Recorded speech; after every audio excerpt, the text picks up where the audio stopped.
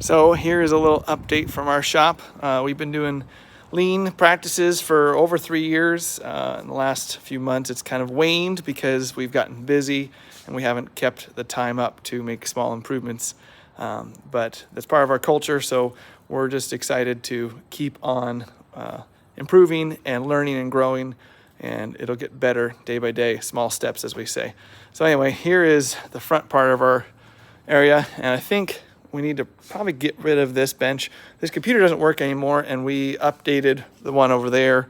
We could replace it with another computer, but we don't really use this area that much, and any flat surface is more of just collecting dust.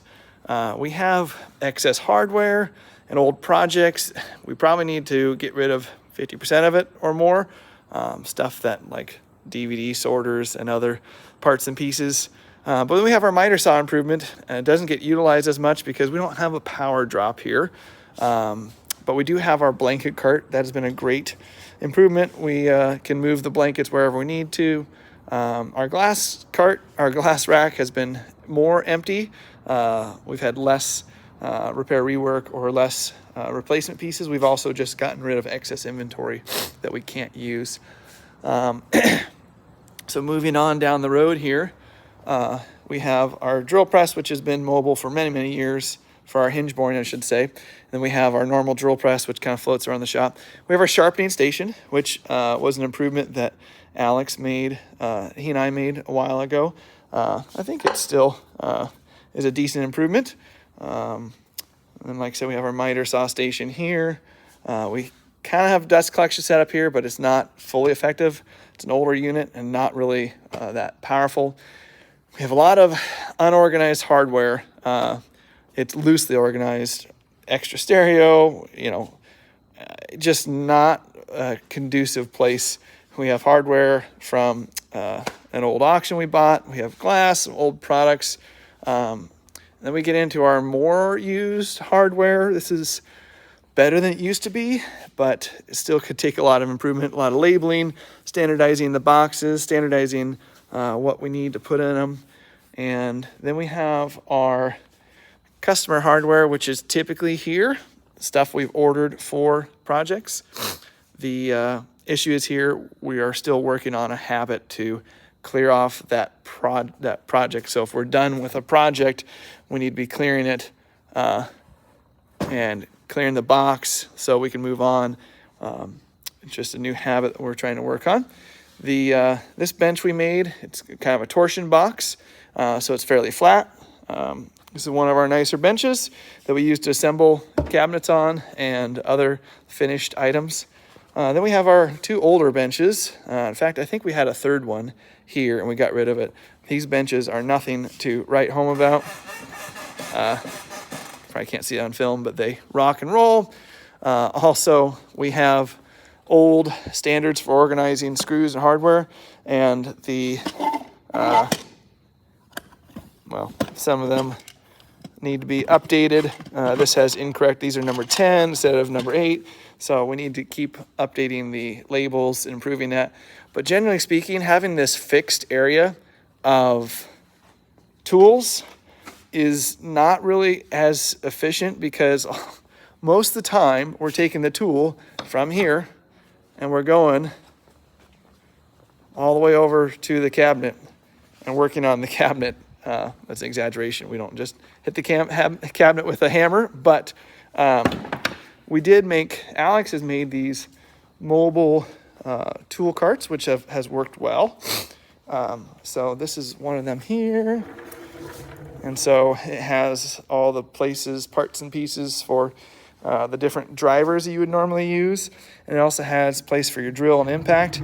That's been a great handy addition because when you're sitting working at a cabinet, say that you're here and you have to work on something, you have your tools right next to you and it reduces a lot of excess motion. Then we move on to our stain bench. I think very shortly I would like to cut this down, at least cut 4 foot off of it. It just collects extra stuff.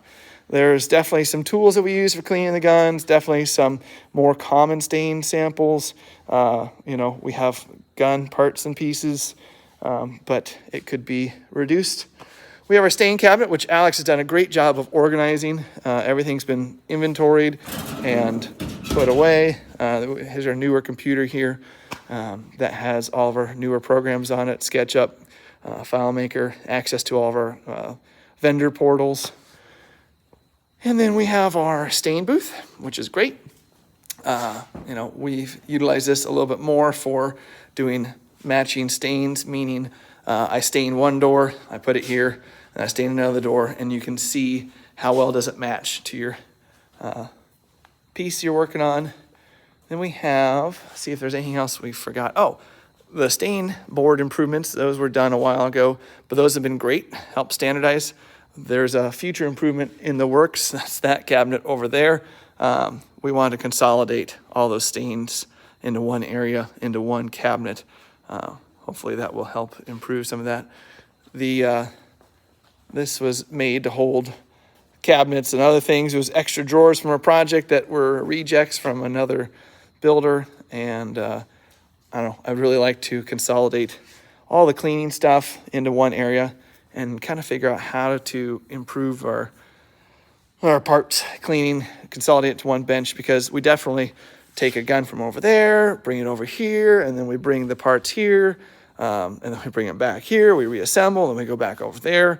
So there's a lot of excess motion back and forth. Here is our paint cabinet. We've made huge improvements on this. I'm really proud of our team.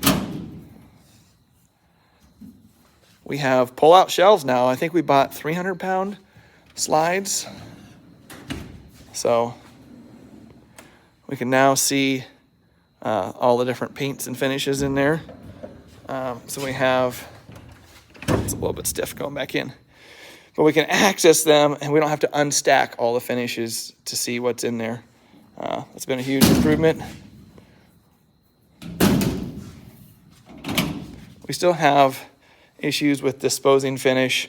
There's a lot of batch processing going on here where we're not really doing a one-piece flow of emptying the can, drying the can out, throwing it away. It's more like, oh, I'll get to that next week. You guys saw this improvement a few weeks ago or a month or two ago. This has been great. You can see it's already gotten a little dirty, but at least the wall is clean and it's a little bit brighter. We definitely need to improve lighting overhead. We have that rack over there for overhead lights, which has greatly improved the lumens, but we need to be doing this here. Originally, all we had were these metal halide lamps there, and I think there was only 4, and we've improved a lot of the lighting, but long ways to go. We're gonna update to LEDs, I believe, next. So here's some other just as it is points. We used to have only 2 pumps, and we never did a cup gun. But now that we have multiple ones, I think I want to redo the plumbing here and add more dedicated air lines, one for each pump, and then one for the, because right now, let's see here. Yeah, this pump is not currently plugged in, and that's the paint pump, I believe. Yeah, the Kremlin. So, but we're also in a stage of, really, we should probably add on to the booth and maybe add doors on the front of the booth to improve our quality control. That leads into, where should we do the sanding? Should we still be doing sanding in the back room? And then we have this dead corner here, which when we moved our showroom, kind of collected a lot of excess stuff. It's really needs to be gone through. But we have this kind of unused space here that's not really fully utilized. So I'm not quite sure how we can improve our flow because what we're doing is we're finishing a part here and then we're bringing it way over either here or even farther to do scuff sanding. And a lot of that is getting walked manually because either we don't have enough carts or the carts aren't big enough. Then we're on to our finish, our sanding between coats.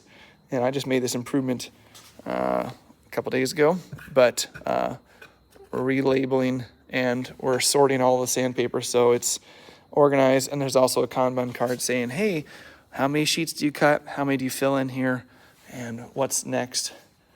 So if we lop off the end of this bench and we improve and consolidate some of the cleaning and gun and finish paint prep, looking at this desk, that pile of catalogs never moves. So we could probably lop that desk in half or do a stand-up computer or a wall-mounted computer, something that would greatly reduce the amount of extra horizontal space. So yeah, that's where we're currently at.